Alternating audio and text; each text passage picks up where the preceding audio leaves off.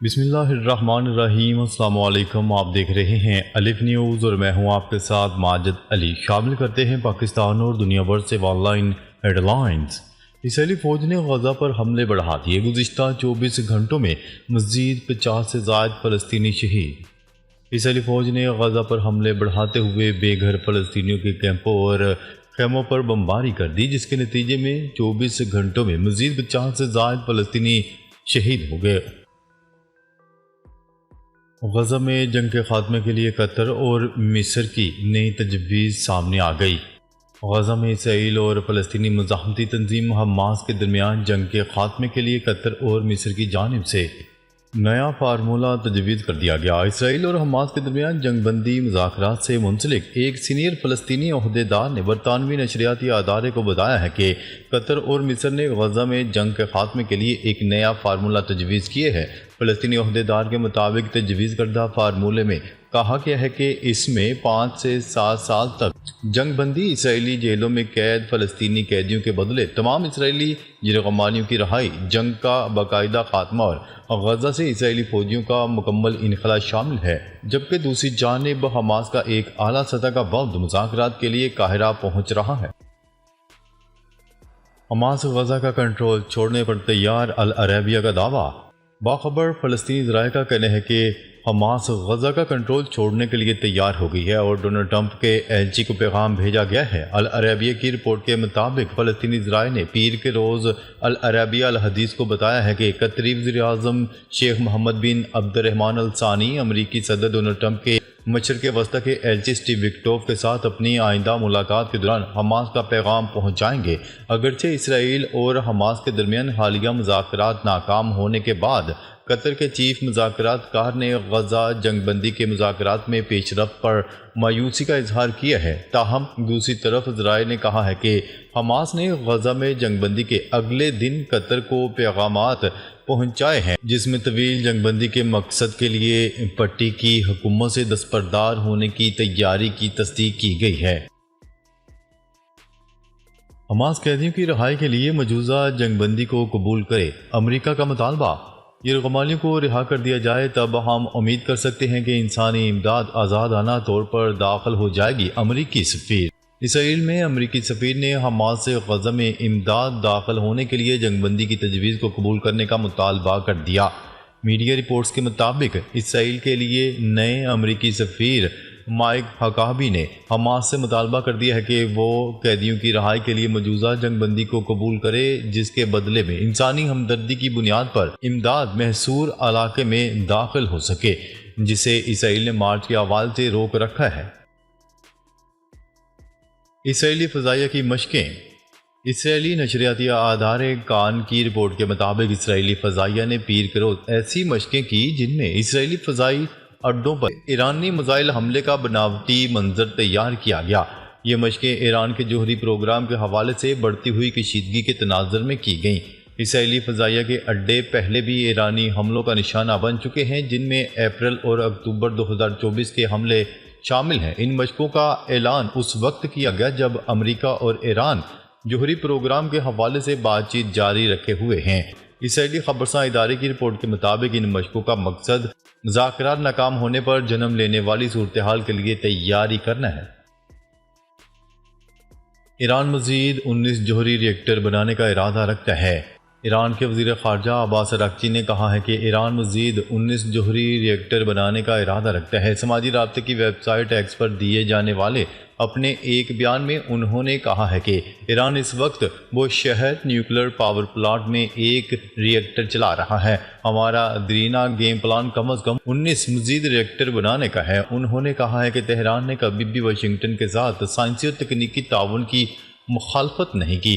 امریکی کاروباری اداروں کو ایران کی معیشت میں $1 ٹریلین کے مواقع سے فائدہ اٹھانے کی راہ ہموار ہو سکتی ہے۔ برطانوی طیارہ بردار بحری جہاز بحر ہند اور بحر الکاہل میں جنگی گروپ کی قیادت کرے گا۔ برطانیہ کی شاہی بحریہ کا مرکزی اور جدید طیارہ بردار جہاز HMS پرنس آف ویلز جلد ہی ایک اہم مشن پر بحر ہند اور بحر الکاہل کی جانب روانہ ہونے والا ہے۔ یہ جہاز ایک کثیر ملکی بحری جنگی گروپ کی قیادت کرے گا جس کا مقصد دنیا کو یہ دو ٹوک پیغام دینا ہے کہ ہم اپنے عزم میں سنجیدہ ہیں۔ طیارہ بردار جہاز جس کی مالیت 3 ارب پاؤنڈ ہے 8 ماہ پر محیط ایک بڑے مشن کی قیادت کرے گا، جس میں برطانیہ، ناروے اور کینیڈا کے جنگی بحری جہاز بھی شامل ہوں گے۔ مودی کا دورہ سعودی عرب، تیل، تجارت اور اسٹریٹجک شراکت داری کی نئی راہیں۔ بھارتی وزیر اعظم نریندر مودی منگل کو سعودی عرب کے شہر جدہ پہنچے، جو بطور وزیر اعظم ان کا تیل سے مالا مال اس خلیجی مملکت کا تیسرا دورہ ہے۔ یہ دورہ ایک ایسے وقت میں ہو رہا ہے جب بھارت اپنی تیزی سے ترقی کرتی ہوئی معیشت کے لیے توانائی کے وسائل کو یقینی بنانے اور سعودی عرب کے ساتھ اسٹریٹجک شراکت داری کو مضبوط کرنے کی کوشش کر رہا ہے۔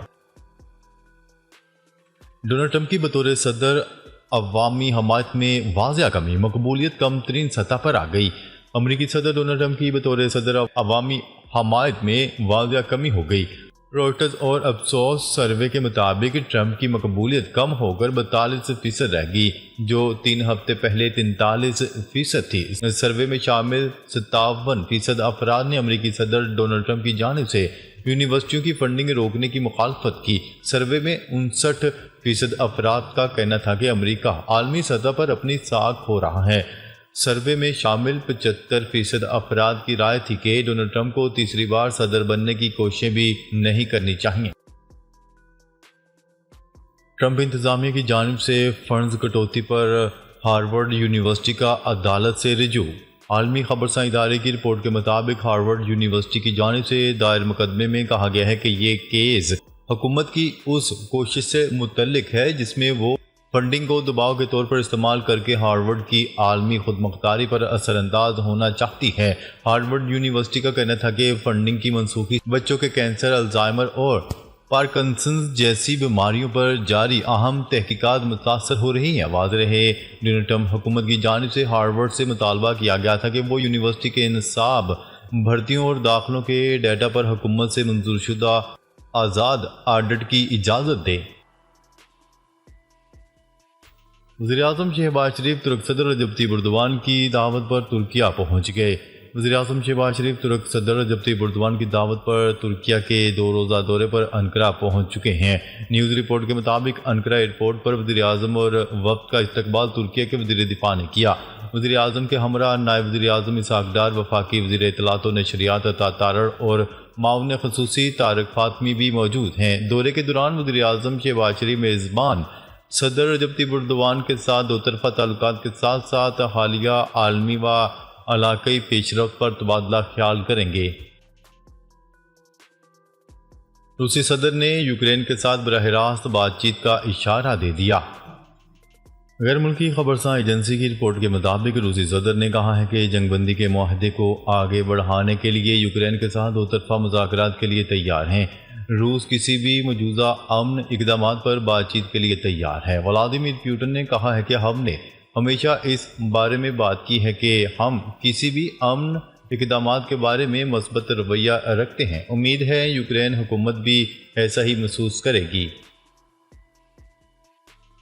آسٹریلیا نے 6 بھارتی ریاستوں پر اسٹوڈنٹ ویزا کے حوالے سے پابندیاں عائد کر دیں۔ آسٹریلوی حکام نے بھارت کی 6 مختلف ریاستوں کے شہریوں پر اسٹوڈنٹ ویزا کے حوالے سے سخت پابندیاں عائد کر دیں۔ بھارتی میڈیا کی رپورٹ کے مطابق جن ریاستوں کے شہریوں پر پابندیاں عائد کی گئی ہیں ان میں پنجاب، ہریانہ، اتر پردیش، راجستھان، گجرات اور جموں و کشمیر شامل ہیں۔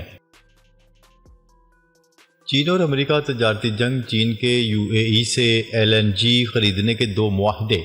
چین کے امریکہ کے بجائے UAE سے LNG خریدنے کے 2 معاہدے ہو گئے۔ چین نے متحدہ عرب امارات کی کمپنی کے ساتھ 5 سال تک LNG کی خریداری کا معاہدہ کر لیا۔ چین 2026 سے شروع ہونے والے معاہدے میں سالانہ 5 لاکھ ٹن LNG خریدے گا۔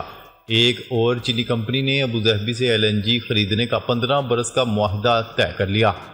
کمپنی 2028 میں ابوظہبی سے سالانہ 10 لاکھ ٹن LNG خریدے گی۔